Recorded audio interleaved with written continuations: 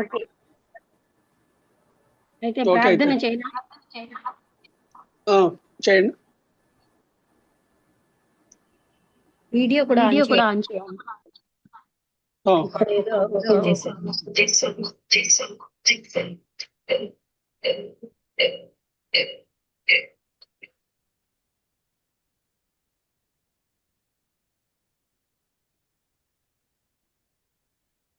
Okay.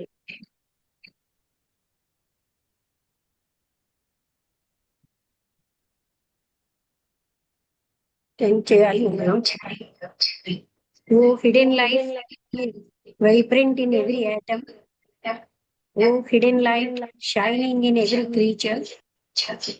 Oh hidden love embracing all in one.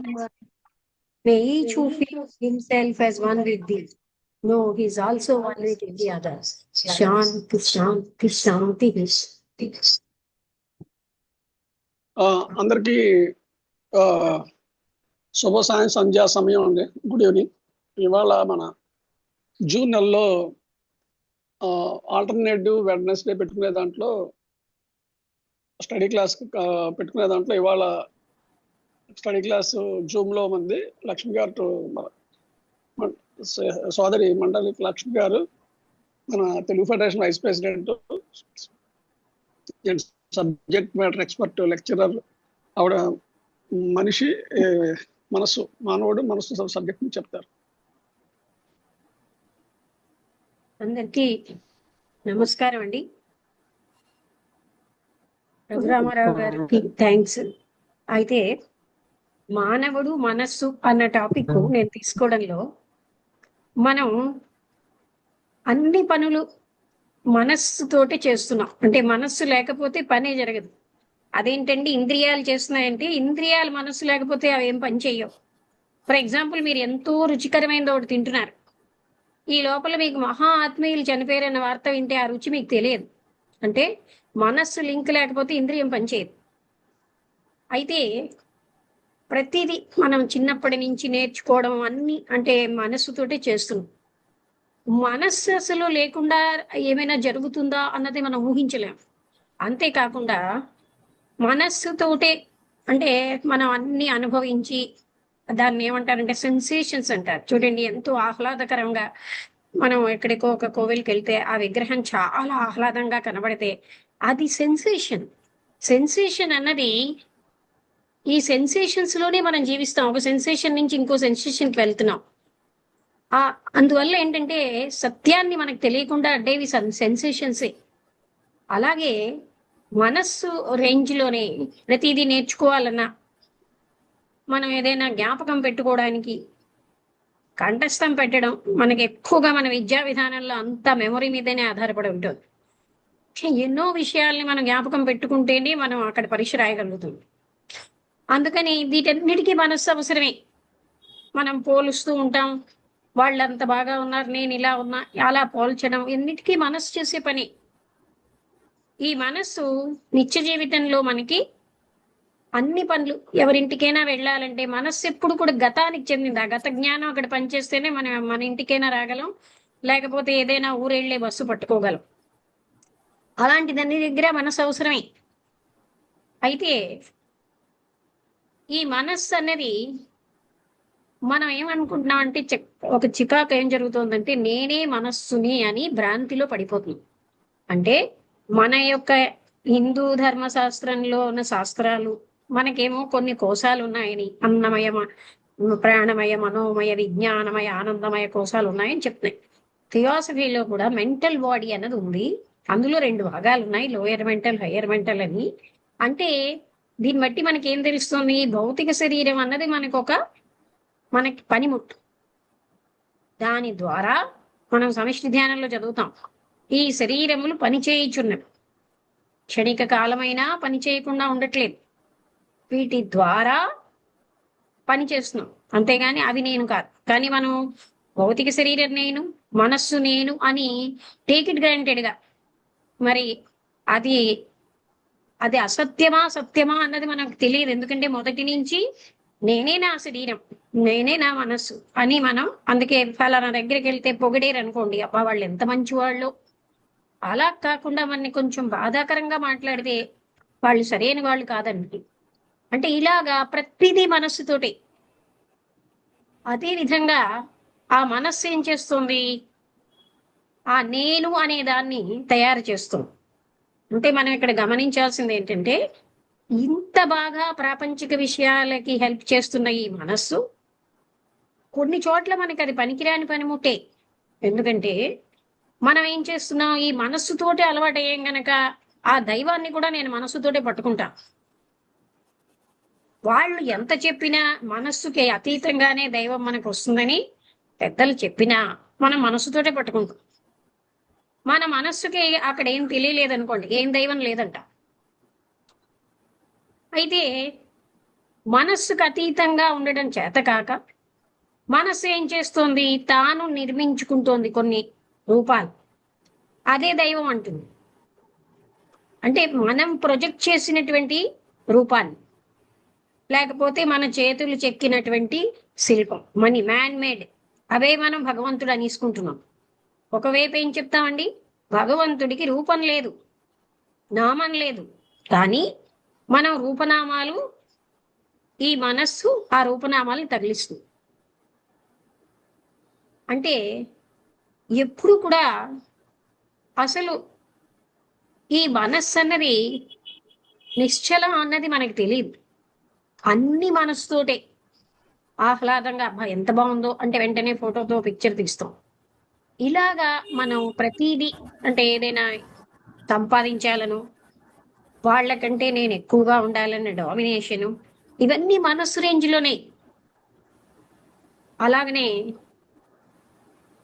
నేను అక్కడికి వెళ్ళాక చాలా బాగుంది ఆ ఆకుపచ్చటి ధనం అంతా అంటూ అది కూడా మనకి సెన్సేషనే. దాన్ని ఏమంటామండి, సెన్సేషన్ అంట. అంటే మనం ఫీల్ అవుతున్నాం శరీరంతో. అలాగనే మనం దేవతా విగ్రహాలని చూసినప్పుడు కూడా మనకు సెన్సేషనే వస్తుంది. అక్కడ ఏ దేవతని మనం చూడటంలే, మనం ఏమో ఆ సెన్సేషన్ని దైవం అని భ్రాంతిలో బతికేస్తున్నాం. అసలు సెన్సేషన్స్, ఇంద్రియాలు, మనస్సు ఇవన్నీ కూడా మనకి సత్యానికి తెలుసుకోవడానికి ఆటంకాలే. మనస్సు ఎప్పుడు కూడా ఎన్నో రకమైన వ్యతిరిక్తమైన విషయాలతో నిండి ఉంటుంది. అందుకే మనకి చాలా ఇలా నేనున్నాను, నేను అలాగ అవ్వాలి అంటూ మనకి మధ్యలో ప్రజెంట్ నేనున్న స్థితికి నేను అవ్వాలన్న స్థితికి మధ్యలో సంఘర్షణ. ఇప్పుడు నాకు అసూయ ఉంది, నేను అసూయ లేకుండా అవ్వాలి. నాలో హింస ఉంది, నేను అహింసాత్మకంగా అవ్వాలి. అలాగా సంఘర్షణ జరుగుతూ ఉంటుంది నిరంతరం. జీవితం అంటేనే మనకి సంఘర్షణ, దానికి ఆ సంఘర్షణే జీవితం అని అలవాటైపోయింది. అయితే ఒక్కసారిగా మనకి రెండు రకాలు ఉన్నాయండి, కాన్షియస్ మనస్సు అని, సబ్ కాన్షియస్ మనస్సు అని. ఆ సబ్ కాన్షియస్ మనస్సు సామాన్యంగా ఎవరో కానీ తెలుసుకోరు. ఎందుకంటే మనకి కాన్షియస్ మైండ్ లెవెల్లోనే పనిచేస్తున్నాం. మన లోపల ఏముంది అన్న దాన్ని మనం ఎక్కువగా పట్టించుకోవట్లేదు. అందుకే నాకు ఫలానా దేవత కనిపించింది అంటారు, అంటే వాళ్ళ సబ్ కాన్షియస్ మైండ్ లో ఉన్నది వాళ్ళు చూడగలుగుతున్నారు. అది వాళ్ళకి తెలియదు, వాళ్ళ సబ్ కాన్షియస్ లో ఉన్నదే వాళ్ళు చూస్తున్నారని. అలాగనే సామాన్యంగా మనకి హిందువులకే హిందూ దేవతలు కనిపిస్తారు. ఎందుకంటే మన సబ్ కాన్షియస్ దేంతో నిండుందో అదే మనకు కనిపిస్తుంది. అయితే మొదటి నుంచి మనం మనస్సుతో పని చేయడం, మనస్సే నేననుకోవడం అనే అది నిజానికి ఒక భ్రాంతి. ఆ భ్రాంతిని సత్యంగా మనం జీవించడం వల్లే మన జీవితం అంతా అసంతృప్తితో, బాధాకరంగా, మోనోటనస్ గా, బోరింగ్ గా ఉంటుంది. ఎందుకంటే మనస్సు అంటే ఆలోచనలు అంటే గతానికి చెందినవే. గత జ్ఞాపకాలతో మనం ఏం చేస్తాం, ప్రజెంట్ ఉన్నటువంటి సమస్యలను ఎదుర్కొంటున్నాం. ప్రజెంట్ ఎప్పుడు కూడా అది కొత్తగా ఉంటుంది. మనం ఏం చేస్తున్నాం, పాత దాంతో దాన్ని ఎదుర్కోవడం వల్ల సంపూర్ణంగా ఎదుర్కోలేకపోతున్నాం. మనం ఎప్పుడు గత జ్ఞాపకాలతోటి జీవిస్తున్నాం. అలాగనే ఒక అందమైన దృశ్యాన్ని చూసాం, మొన్నాడు నిన్న చూసేనన్న జ్ఞాపకంతో అందాన్ని చూస్తున్నాం, అంటే సంపూర్ణంగా మనం చూడలేకపోతున్నాం. అదే విధంగా ఫస్ట్ టైం మనం తిన్నప్పుడు చాలా రుచిగా ఉంటుంది. ఇందాకల రుచి మళ్ళీ వస్తుందన్న భావంతో చూసినప్పుడు ఆ రుచి ఉండదు. ఎందుకంటే ఆ అవేర్నెస్ అక్కడ లేదు. ఇలాగా మనకి మనస్సు జీవితంలో చాలా ముఖ్యమైన పాత్ర భౌతిక జీవితంలో అవుతుంది.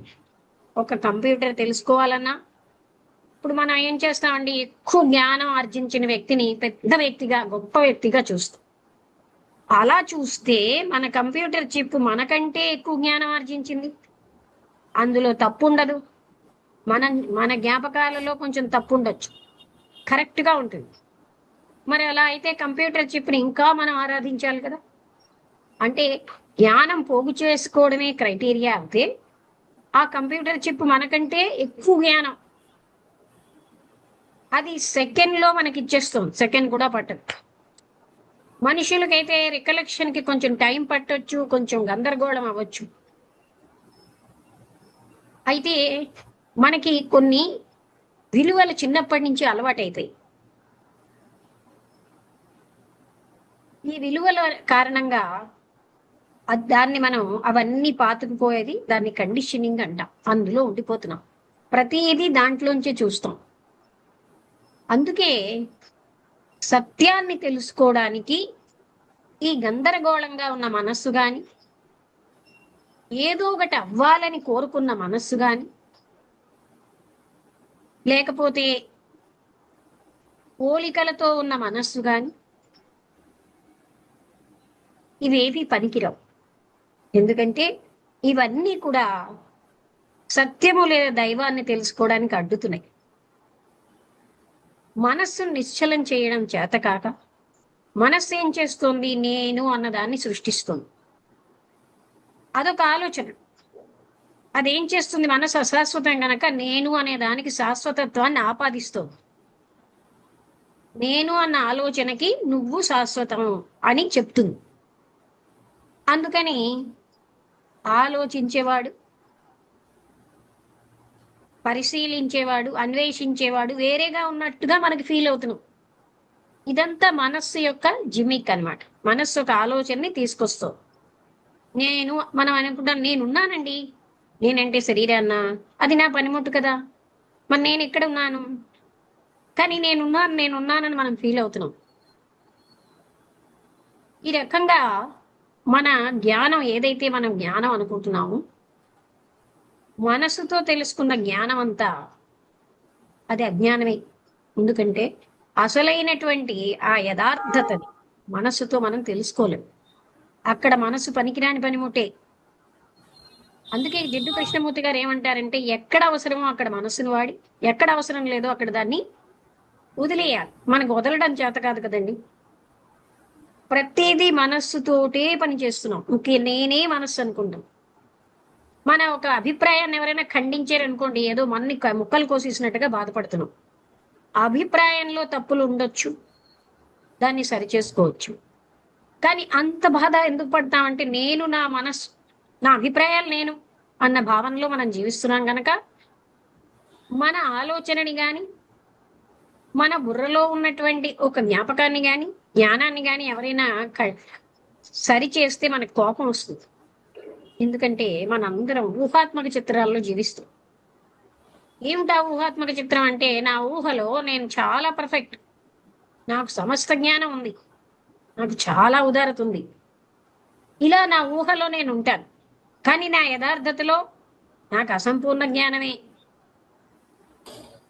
నాలో ఎన్నో రాంగ్స్ ఉన్నాయి, నేను ఇంకా ఎంతో తెలుసుకోవాల్సింది ఉంది, కానీ నేను చాలా తెలుసుకున్నాను, నాకు తెలుసుకోవాల్సిందే లేదు అని ఊహలో జీవిస్తాం గనక మనకి ఎవరైనా ఏదైనా చెప్తే మనకి హర్ట్ అయిపోతుంది. ఎందుకు హర్ట్ అవుతాం? నేను మనస్సుని అన్న ఐడెంటిఫికేషన్ మనకు అలవాటైపోయింది. ఇప్పుడు డాక్టర్ ఏం చేస్తారు, మనకి ఏదైనా అల్సర్ ఉంటే కోసి పారేస్తుంది. అలాగనే మనస్సులో కూడా ఏదైనా ఉన్నప్పుడు అది మనం తెలుసుకోవడం మానేసి, అది నా తప్పుని సరి చూస్తారా అని కోపం మనం తెచ్చుకోవడానికి కారణం, we identify with the mind and body. ఈ మనస్సు చాలా పవర్ఫుల్. అదే విధంగా అని విసెంట్ కూడా మనస్సు అనే దాని మీద థాట్ పవర్ అని, ఆలోచన శక్తితో ఎన్నో మంచి పనులు చేయొచ్చు అని చెప్పారు. ఆలోచనలు క్రోడీకరించి దూరంగా నిస్పృహలో ఉన్న వ్యక్తికి మనం ప్రోత్సాహకరమైన ఆలోచనలు పంపించి వాళ్ళని ఉత్సాహంగా చేయగలం. మనం చాలా మంచి పనులు చేయగలం. అసలు కర్మ అంటే మనస్సుతో చేసేదే కర్మ, ఇంటెన్షనే కర్మ. ఏ సంకల్పంతో పనిచేస్తున్నామో అదే కర్మ. ఒక మనిషి వచ్చి చిన్న ఘాటు పెడితే కోప్పడతాం, ఒక డాక్టర్ వచ్చి కోసేస్తే మనం డబ్బులు ఇస్తున్నాం. అంటే ఏంటి? ఇంటెన్షన్ కర్మ. ఫ్రెండ్ వచ్చి గట్టిగా ఎర్రగా అయిపోయినట్టు కొడితే నవ్వుతాం. ఎవరో తెలియని వ్యక్తి వచ్చి కొంచెంగా ఇలా అన్నా ఏంటి అని కోపంగా చూస్తుంది. అంటే మనం ఏం చేస్తున్నామండి? మన ఇంటెన్షనే మన కర్మ. ఈ విధంగా మనస్సు చాలా మనకి మొత్తం మన ప్రపంచం అంతా మనస్సుతోటే ఉంది. భావ ప్రపంచంలోనే జీవిస్తున్నాం. ఆ భావమే మనకు చాలా సంతృప్తినిచ్చేస్తుంది. అందుకే మనం భోజనం చేసేటప్పుడు కూడా తృప్తిగా తింటే అది చాలా మంచిది అంటారు. ఎందుకంటే ఆ తృప్తి వల్ల మనకి ఎంతో ఆరోగ్యం వస్తుంది. అక్కడ మనస్సే. ఇలాంటి మనస్సు అండి, ప్రాపంచిక విషయాలన్నింటికీ తోడ్పడే మనస్సు అసలైన సత్యాన్ని, దైవాన్ని తెలుసుకోవడానికి ఒక ఆటంకమే అనే విషయం మనం గమనించాలి. ఎందుకంటే అవాంగ్మానస గోచరమైనది అంటారు. అంటే ఏంటి? మనస్సుకు అగోచరం ఆ సత్యం అన్నది, ఆ దైవం అన్నది. కానీ మనం మనస్సుకి గోచరం అయ్యేటట్టుగా చేసుకుంటున్నాం. అది కూడా అసత్యమే కదండి. అసలైనటువంటి ఆ పరమాత్మతత్వం నాకు మనస్సుతో పట్టుకోలేని గనక పట్టుకునేటట్టుగా మనం ఒక రూపాన్ని, నామాన్ని ఇచ్చి పరిమితం చేసి ఆరాధిస్తున్నాం. అది ఎంత రైటు అని మనమే చూసుకోవాలి. ఈ విధంగా మనం ఏం చేస్తున్నాం అంటే ప్రతినిత్యం మనం చేసేదానికి మనకి ఆలోచన, మన కర్మ కూడానండి, మనకు ఉన్నటువంటి సాంప్రదాయాలు, మన బ్యాక్గ్రౌండ్ అంతా ఇదే. బ్యాక్గ్రౌండ్ అంటే ఏంటి? మనం ఎలాంటి వాటితో పనిచేస్తున్నాం, ఎలా పెరిగామో, మన పెంపకం యొక్క విధానం, మనం ఎలాంటి పరిసరాల్లో ఉన్నామో అవి మన మీద ప్రభావితం చూపిస్తాయి. మన విద్యా విధానం, మన యొక్క సాంప్రదాయం, మన కల్చర్, ఇవన్నీ మన మీద ప్రభావితం చూపిస్తుంది. వీటన్నిటితోటే మనస్సు ఆలోచిస్తుంది. కానీ మనకు తెలియట్లేదు మనం ఇంత వీటన్నిటితో లోడ్ అయిపోయి ఉన్నాం. అవన్నీ గమనించడానికే ఎరుక అన్నది చాలా అవసరం. ఎరుకంటే అది మనస్సు కాదు, మనస్సుతో చూసేది కాదు. మనస్సుకి ఎరుక సంబంధం లేదు. ఎందుకంటే మనస్సుకు అతీత స్థాయిలో, మనస్సు నిశ్చలమైనప్పుడు, ఎరుకతో చూసినప్పుడే మనకి మనం అవగాహన అవుతాం. మనం అవగాహన చేసుకోవడం అంటే ఏంటి? మన ఆలోచనలు ఎలా వెళ్తున్నాయి, మన ఆలోచనల యొక్క రెస్పాన్స్ ఎలా ఇస్తున్నాం, మన ఎదుటి వాళ్ళకి రెస్పాన్స్ అవ్వచ్చు, మన ఆలోచనలే, మనకున్నటువంటి ఆలోచనల రెస్పాన్స్, ఇవన్నీ ఎలా ఇస్తున్నాం, మన ఫీలింగ్స్ ఎలా ఉన్నాయి, ఇవన్నీ మనం ప్రతినిత్యం మనం తెలుసుకోవడమే ఎరుక. అది మానేసి మనమేమో ఇంకో రకమైన గందరగోళంలో కొట్టుకుపోతూ ఉంటాం. వాళ్ళు ఇలాంటి వాళ్ళు, వీళ్ళు అలాంటి వాళ్ళు, అనే దాంట్లోనే మనం ప్రాముఖ్యత ఇస్తున్నాం. నాలో ఏం జరుగుతోందన్న దానికి ప్రాముఖ్యత ఇవ్వట్లేదు. నా మనస్సు ఏ రకంగా ఆలోచిస్తోంది, ఎలాంటి ఫీలింగ్స్తో ఉంటుంది, దానికి మనం చాలా తక్కువ ప్రాధాన్యత ఇస్తాం.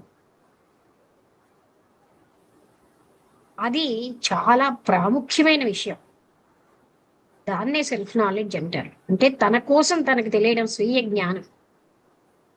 అన్ని తెలుసుకున్న మనకి మన కోసం మనకు తెలియకపోతే, అందుకే మనం నిత్యం గందరగోళంలో జీవిస్తున్నాం. అయితే ఈ మనస్సుతో ఎన్నో మంచి పనులు చేయగలం, ఎన్నో దుష్టమైన పనులు చేయగలం. మన ఆలోచనలు మనకి పరిమితం అవ్వకుండా మన ఆలోచనలు అంతా ఉంటాయి.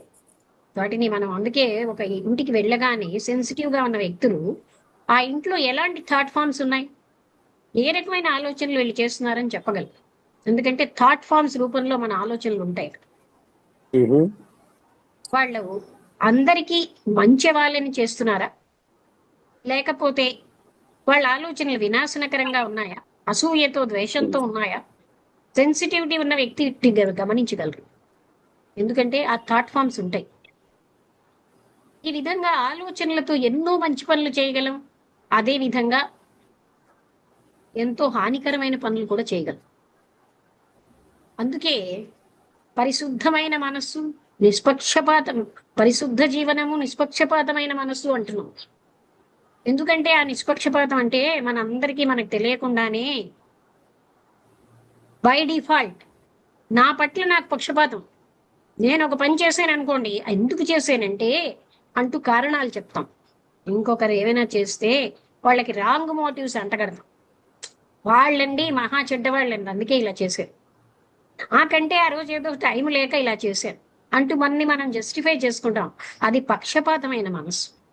అందుకే మనకేం కావాలి? నిష్పక్షపాతమైన మనస్సు, నిర్మలమైన హృదయం. ఇవన్నీ మనకి గోల్డెన్ స్టేట్స్ లో చెప్పారు. ఎందుకు అవన్నీ మనకి? భగవంతుడిని పొందడానికి ఇంద్రియాల నిగ్రహం అవసరం. మనస్సు నిగ్రహించాలా అంటే ఈ గందరగోళంతో ఉన్న మనస్సు ఆ సున్నితమైన దైవత్వాన్ని ఎలా తెలుసుకుంటుందండి? Rough vibrations అలవాటైపోయినాయి. ద్వేషము, కోపము, హింస ఇలాంటి స్థూలమైనటువంటి స్పందనలకు అలవాటైన మనస్సు ఆ సత్యాన్ని తెలుసుకునే సెన్సిటివిటీ కోల్పోతుంది. అందుకని మనకి అవసరం. అది ఎప్పుడు కూడా ఇంద్రియ సుఖాలకే వెళ్తుంది. అవి ఎంత బాధాకరంగా ఉన్నా అవే సుఖం అన్న భ్రాంతిలో జీవిస్తుంది. ఇంద్రియాలు పనిచేయాలంటే మనస్సు వెనకాల ఉంటేనే పనిచేస్తుంది. ఏ ఇంద్రియము మనస్సు లేకపోతే పనిచేయదు. నేనేమిటో చూస్తూ ఉన్నాను, ఎవరో ఏదో చెప్తుంటే నాకు వినపడదు. నేనేదో ఆలోచిస్తూ కూర్చున్నాను అనుకోండి, చెవి పని చేయట్లేదు కదా, అంటే అక్కడ మనస్సు కనెక్షన్ ఉంటేనే పని చేయగలదు. ఈ విధంగా మన జీవితం అంతా మనస్సు యొక్క కార్యక్రమాల్లోనే నిండిపోతుంది. అయితే మరి నిజమైనటువంటి భగవతత్వానికి మనస్సు, ఇంత పనికొచ్చే మనస్సు ఎందుకు ఉపయోగపడటం లేదు అన్నది ఇప్పుడే మనం తెలుసుకున్నాం. కానీ అదంతా వింటాం కానీ రోజుకి 5 సెకండ్లైనా లేకపోతే ఒక నిమిషమైనా మనస్సు నిశ్చలం చేయడానికి ప్రయత్నిస్తున్నావా? కృష్ణుడు గీతలో నిష్కామకర్మ ఎందుకు చేయమన్నాడు అంటే మనస్సుని పరిశుద్ధం చేసుకోవడానికి నిష్కామకర్మ ఒక్కటే మార్గం. శరీరం పరిశుద్ధం చేసుకోవడానికి సబ్బుతోటో పిండితోటో తోముకుంటాం. మనస్సును దేంతో తోమాలి అంటే నిష్కామకర్మ ఒక్కటే మనస్సుని పరిశుద్ధం చేస్తుంది. ఎంత నిష్కామకర్మ చేస్తే మనస్సు పరిశుద్ధం అవుతూ ఉంటుంది. పరిశుద్ధమైన మనస్సు మాత్రమే భగవంతుణ్ణి తెలుసుకోవడానికి కానీ మోక్షానికి కానీ పనికొస్తుంది. మిగతా మనస్సు ఏది కూడా అంటే గందరగోళాలతో, ఆశయాలతో, కోరికలతో, పోలికలతో ఏదో ఒకటి అవ్వాలన్నటువంటి, సాధించాలన్నటువంటి తీవ్రమైన ఇచ్ఛాశక్తితో నిండిన మనస్సు పరమాత్మతత్వాన్ని తెలుసుకోవడానికి పనికిరాదు. అందుకని నిష్కామ కర్మ చేయమని మనకి మంచి ఉపాయం ఆయన ఇచ్చాడు. అది కేవలంగా మంచి ప్లాన్ అన్నమాట, చాలా విజ్డమ్తో వచ్చిన ప్లాన్ అది. అలా మనం నిష్కామ కర్మ చేయడానికి, కానీ మనస్సు ఎప్పుడు కూడా ఏదో ఒకటి ఎక్స్పెక్ట్ చేస్తోంది. కోరికలతో నిండిన మనస్సు ఎప్పుడు పరిశుద్ధంగా ఉండదు, గందరగోళంలోనే ఉంటుంది. కానీ మనం ఇంద్రియాల ఐదింటితో ఏం చూస్తున్నామో అది కావాలని కోరుతూనే ఉంటాం. దానివల్లే ఎంతో సులువుగా ఉన్న భగవతత్వం కష్టతరం అయిపోతుంది. మనం వచ్చింది భూమి మీదకి దేనికంటే బ్లిస్ఫుల్ హ్యాపీనెస్, ఆ పరమాత్మ ఆనందాన్ని గ్రోలడానికి వచ్చాం. కానీ ఇక్కడున్న ఇంద్రియ సుఖాలకి లోనైపోయి మిథ్యా నేనుకి నా వాళ్ళు నా అని అనుకుంటూ నా ఆస్తి అని లోబడిపోయి అదే సర్వస్వం అని అందరూ ఇలాగే ఉన్నారు కదా అని సపోర్ట్ చేసుకుంటూ బతికేస్తుంది. చాలా మంది చెప్పే సమాధానం, నేనే కాదండి అందరూ అలాగే ఉన్నారు. అందరూ ఎలా ఉంటే మనకేంటి? ఎవరి కర్మ వాళ్లే కదండి అనుభవించాలి.